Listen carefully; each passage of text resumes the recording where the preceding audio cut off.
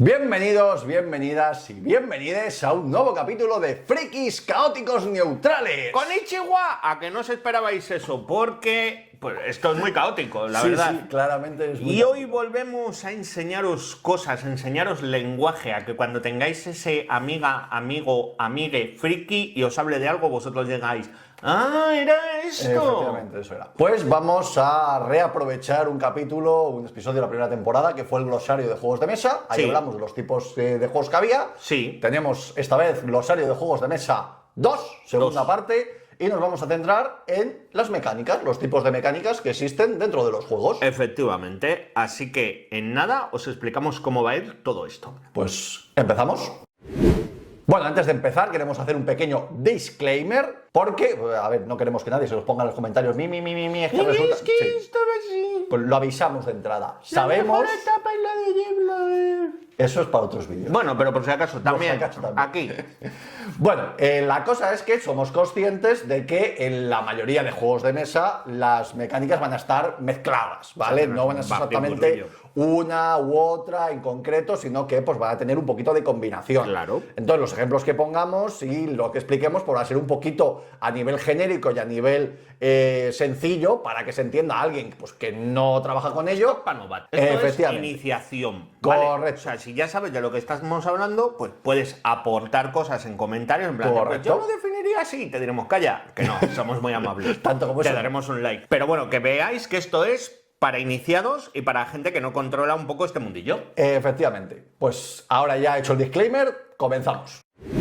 Como hay muchos tipos de juegos de cartas, muchas veces te viene alguien y te dice, no, estoy jugando un juego de cartas que es un deck building. Yo, como no entiendo de esto, Spike, ¿qué es un deck building? Pues un deck building es, si lo traducimos literalmente... bien hablas inglés. Ah, que sí.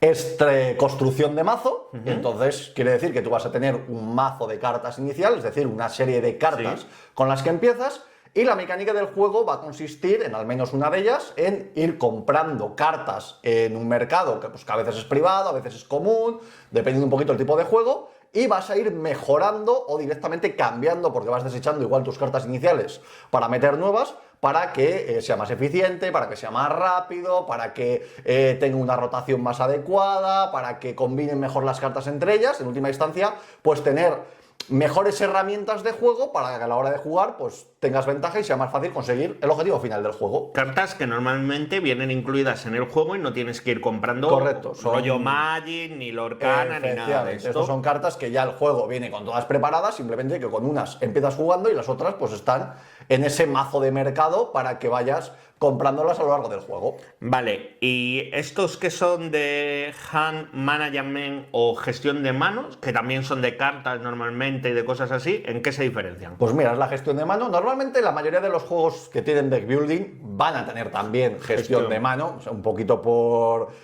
analogía, Sí. pero la gestión de mano se refiere a la parte en la que tú con las cartas que tienes, el juego que haces. Es decir, no es obligatorio que tú tengas que construir un mazo para gestionar la mano, ni tampoco es estrictamente obligatorio, aunque suele ser lo más normal, que si tú vas construyendo un mazo tengas que gestionar las cartas de ese mazo Claro. para jugar. Son dos mecánicas que suelen ir juntas, aunque no obligatoriamente. Vale, y yo creo que ya casi acabando con las cartas, hay un estilo de juego de cartas también, que aunque puede incluir otros elementos, que es el draft. Efectivamente, el draft es que esta construcción del mazo que haces o esta gestión de la mano, en vez de ser con las cartas que tienes tú de manera personal, se van a escoger por turnos en un mercado central. Aquí hay pues, distintas variaciones, puede haber que las cartas sean a la vista de todos y uno escoja el primero, el siguiente escoja otra, ahí se le suele poner un poquito de asimetría, es decir, que primero se escoge en un orden y luego la segunda carta se escoge en el orden inverso, de tal manera que el que primero ha escogido, que tiene una ventaja, a la hora de escoger la segunda carta o el segundo elemento, pues sería el último, y el último que ha escogido, la primera vez, pues puede escoger 2 veces seguidas, de tal manera que puede tener una estrategia pues más ajustada, ¿vale? Esto, pues por ejemplo, lo hace el Catán, tiene un draft al principio que escoges el sitio y el último escoge 2 sitios seguidos que le da una mejor organización, aunque otros la hayan podido quitar ya por los mejores puestos. O el ejemplo más conocido, el Seven Wonder, con sus rondas de pasar para un lado y para otro. Efectivamente, ese es el otro tipo de draft en el que cada uno tiene un taco de cartas o de elementos que solo ve él, escoge uno de ellos y pasa los que le han sobrado al resto y se va siguiendo esa rueda hasta que se consigue que todos tengan pues ese mazo inicial que se necesita o que se hayan acabado las cartas o pues bueno, depende de la mecánica de juego. Guay. Bueno, y una vez que hemos hablado de las cartas, además de esto, hay muchos más elementos en los juegos que también son muy importantes, como la colocación de cosas. Sí. Y podemos empezar con lo más conocido, con los meeples, que es la colocación de trabajadores o worker placement. Eso. Bueno, colocación de trabajadores. Bueno, efectivamente, tienes normalmente a tus meeples. Si alguien no sabe lo que es un meeple, pues tenemos el vídeo de la temporada pasada que específicamente lo explicábamos, justo eso, así que dejaremos por ahí algún enlace. Y entonces pues se trata de colocar esos meeples, esos trabajadores, en distintos puntos de teclado, del tablero en este caso. Lo normal es que el tablero de ese tipo de juegos sea un tablero inmensamente grande en el que haya diversos sitios que hagan distintas cosas, ya sea coleccionar recursos, ya sea hacer una acción, ya sea robar cartas, ya sea fastidiar a un rival, lo que sea. Entonces, pero cada sitio en concreto hace una acción distinta y además normalmente cada sitio suele tener un número de huecos limitado, a veces uno, a veces más, para que el primero que se coloca y su trabajador, pues de alguna manera bloquea ese sitio al resto de jugadores y oye, pues depende de cómo vaya la ronda, pues tienes que calibrar dónde colocas o no tu trabajador, pues para conseguir optimizar tus objetivos del juego. Claro, por un lado está la gestión de los trabajadores, pero hay juegos que también, en vez de trabajadores, es gestión de recursos, ¿no? Efectivamente, aquí lo que se trata pues es un juego, lo más famoso es el Catán. De hecho, esta mecánica de gestión de recursos es la que va a estar en casi todos los juegos de tipo Eurogame. O sea, la gran mayoría, de una manera u otra, tienen una gestión de recursos. Agrícola y cosas. Efectivamente, a veces de una manera más marcada, a veces un poquito menos, pero en general es que bajo las acciones de juego tú recolectas una serie de, pues eso, recursos y esos recursos son los que vas a usar de manera principal para cumplir los objetivos de juego, ya sea construir, ya sea vencer al enemigo, ya sea posicionarte, lo que sea, pero toda la mecánica va a ir alrededor de esos recursos, ¿vale? En vez de alrededor de otras mecánicas. Ya hemos hablado de las cartas, hemos hablado de los muñecos, hemos hablado de los recursos, pero es que incluso hay mapas que tú eres el encargado de hacerlos con cosas como la colocación de losetas. Efectivamente, el más famoso es el Carcassonne, sí. ¿Vale? El Cities también usa un poquito esta mecánica, que es que efectivamente tú tienes que ir colocando, o el bandido, que le tenemos por aquí, para los que nos vean en YouTube. Pues es un juego en el que la mecánica principal es, pues eso, coger losetitas o cartas con una forma de mapa o de algún tipo de patrón y se trata de colocarlos de la manera más optimizada posible para conseguir el objetivo, ya sea este objetivo pues para uno solo, cooperativo, como puede ser el Saboteur, que tiene ese carácter un poquito más cooperativo, el Bandido, que es completamente cooperativo, o el Carcassonne, que es competitivo, y se trata de que, adelantando un poquito otras mecánicas que vamos a tener, que cumplan unos ciertos patrones unos junto a otros. Claro, eso que estás hablando de patrones son los juegos que son los construcción de patrones, como puede ser, para que sepáis ejemplos, el más claro de construcción de patrones, el azul literalmente, ¿y de qué van? Pues mira, van efectivamente de que esos elementos que tú coloques, que el azul realmente no es colocación de losetas, porque los huecos ya están marcados, entonces estrictamente no es tanto colocación de losetas, porque digamos que esa categoría se usa más, pues eso, pues para el Carcassonne, que lo colocas un poco como quieres, y tiene mucho más efectivamente de construcción de patrones, aunque estas dos mecánicas, en la mayoría de los casos, igual que hablábamos antes de otras dos mecánicas, tienden a funcionar juntas en la mayoría de casos. Sí. Y se trata de que los elementos que vas poniendo, ya sea juntos o a cierta distancia o con cierta combinación, pues efectivamente combinen de la manera más eficiente posible para darte el mayor número de puntos o que cumplas tu objetivo de manera más concreta, como por ejemplo también el Castle Combo, que no hemos sido nada pesados con el Castle Combo. No, vaya, qué cosas, el Castle Combo otra vez. Temporada 1. Efectivamente. Que también, pues eso, combinas los distintos personajes para que entre ellos den el mayor número de puntos posible. Hemos hablado ya de colocar cosas, pero en los juegos tenemos un objetivo y muchas veces los objetivos es, por ejemplo, el control de un área. Eso es. ¿no? ¿Cómo son estos juegos? ¿Qué ejemplos tenemos? ¿En qué funcionan? Pues el más típico son los juegos de guerra, los wargames. El más famoso que conocemos desde hace más años es el Risk, ¿vale? Que su objetivo era o directamente la dominación mundial o alguna cartita que dijera, pues domina Asia y África, pues es el control de ese área. No tienen por qué ser específicamente mapas. Es decir, hay algún juego por ahí en el que usa este tipo de dinámica con otros elementos, pero sí que es verdad que la más típica es el wargame, como puede ser el Root, con unas mecánicas u otras luego combinadas para conseguir ese objetivo, pero el objetivo principal pasa mucho por tenemos una serie de zonas de control y cuanto más de esas zonas controles, más cerca vas a estar de poder ganar el juego. Bueno, pues para los amantes de los videojuegos, el típico controla la colina o controla el punto de no sé qué, que es todo eso. Y si no puedes controlar un punto, también hay juegos que lo que te obligan, o el objetivo para ganar, es el control o la colección de algún tipo de recursos, de unidades, Eso de no sé qué. Eso, el ejemplo más famoso es el Sushi Go, ¿vale? Sí. También suele ser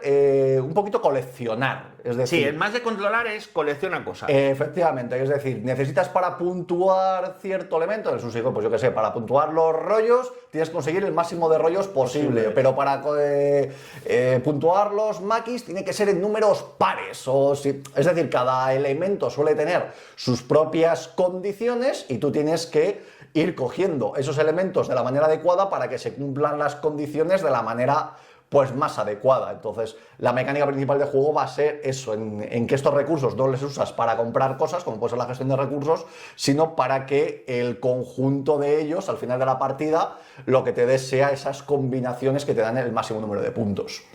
Conclusión, controlar o dominar un montón de recursos que te vienen en las normas y ya está, pero vengo con prisa porque este tipo de juegos os los puedo explicar yo porque son mis favoritos, que son los Push Your Luck o juega contra la suerte o nosotros los que llamamos la ludopatía. Totalmente. ¿En qué consisten estos juegos? Ya sean con cartas, con dados, con figuras, con lo que sea, tú lo que haces es jugar básicamente contra tus propias probabilidades para intentar conseguir un resultado que te haga avanzar más que otros jugadores, que te lleve a girar o correr más sin comerte una curva. El ejemplo más claro, por ejemplo, lo tenemos en el Don't Stop, un juego de escalada que tú vas tirando dados y vas escalando con los números que te van saliendo, pero si ves que te quedas sin ninguna vía y no te has plantado, tiras para atrás.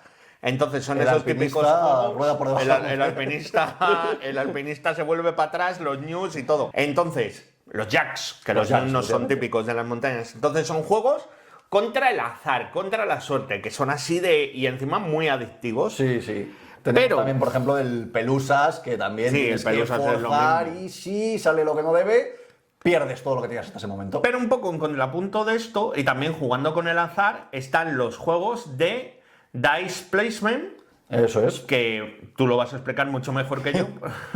Es colocación de dados. Efectivamente, la mecánica suele ser que tú tiras un cierto número de dados. Por ejemplo, el Sagrada lo hace, el Sky Team lo hace, Las Vegas Royal, que te hemos hablado en este podcast, lo hace. Y luego tú colocas ese dado en algún punto del tablero de juego para usar ese resultado en específico, ya sea un 1, un 2, un 6, pues bueno, luego hay algunos que usan directamente dados de 20 y nos volvemos locos, y lo usas para hacer la acción que se puede en ese lugar. Algunos lugares te obligan a tener un número concreto, otros depende del número que pongas en ese lugar, pues hace una cosa u otra. Aquí ya hay mecánicas combinadas, pero esencialmente es que el resultado del dado lo colocas en algún sitio. Y aquí hacemos un llamamiento. Si llegamos a de un número de likes en este vídeo, pues no sé, vamos a decir una cosa normalita. Seamos realistas. 100 likes. Si llegamos a los 50, si llegamos a los 50... No, pero los 50 hemos llegado alguna vez. Bueno, 100, pues por eso.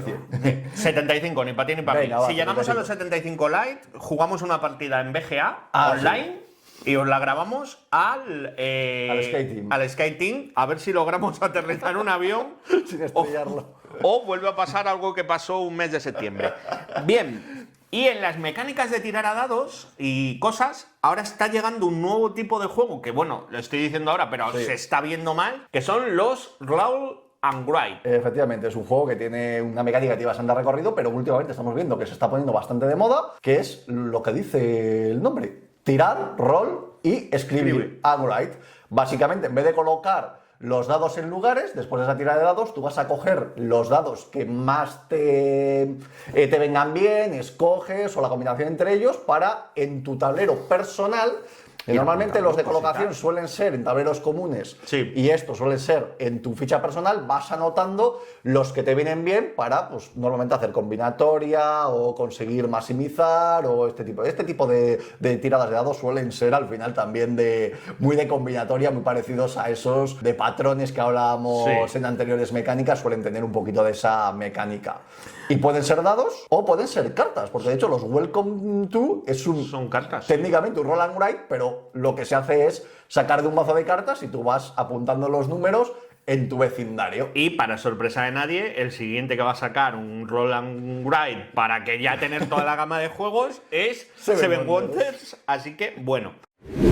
Ahora nos vamos a mover a otro espectro importante dentro de los juegos de mesa, que es cómo queremos jugar. Porque normalmente tenemos la imagen de que los juegos son competitivos, pero también tenemos los cooperativos. Por ejemplo, si alguien nos dice ¿qué es un juego cooperativo? Pues eso Spike os explica.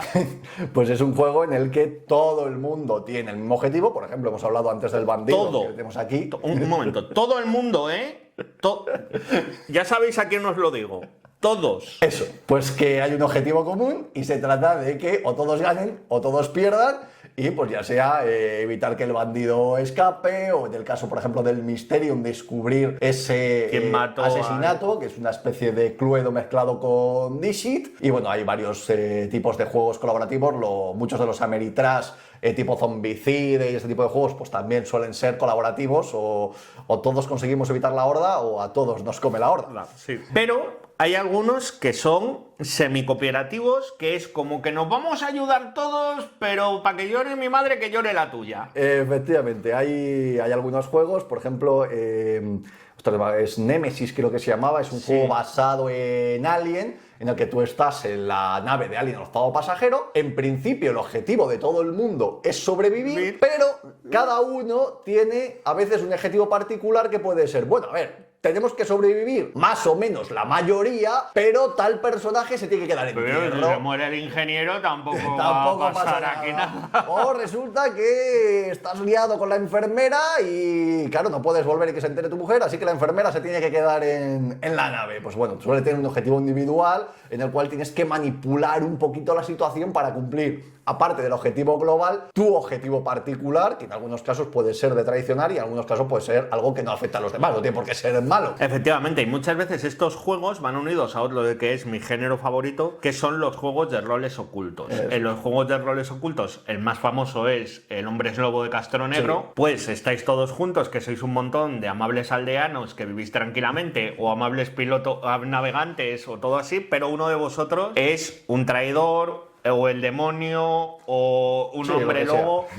Para los que seáis amantes de los videojuegos, estamos hablando de un estilo de juego como el Among Us. ¿Qué pasa? Que tú te dan un rol y tú tienes que jugar dependiendo de ese rol. Algunos tienen capacidades especiales, como poder mirar otras cartas, o poder matar a otro jugador, o su voto vale más. Y son juegos más recomendados a un amplio número de jugadores. Y últimamente se ha abierto la veda con Vamos los a hacer un pequeño spoiler, porque en próximos episodios vamos a tener un capítulo específico para hablar de los roles ocultos, así que no vamos a dar más ejemplos. Es verdad. Y se van a esperar al siguiente capítulo y van a ver un montón de ellos. Pero uno de nosotros dos es un malvado. Sí, creo que todo el mundo sabe cuál. Solo hay que ver los lovers.